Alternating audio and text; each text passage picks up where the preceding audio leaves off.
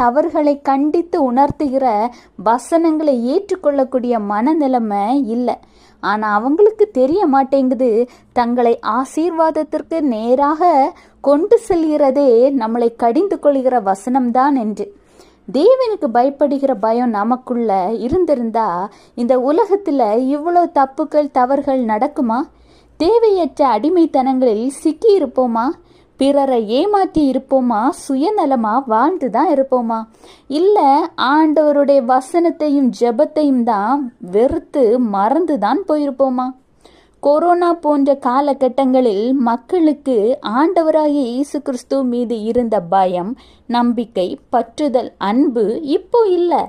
ஏன்னா நாம் ஒரு கஷ்டம் வரும்போது மட்டும்தான் ஆண்டவரை நோக்கி தேடுறோம். ஆண்டவர் நம் தவறுகளை ஏற்று மன்னித்து ஆசீர்வதிக்கும் பொழுது அவர் செய்த நன்மைகளை மறந்துட்டு திரும்ப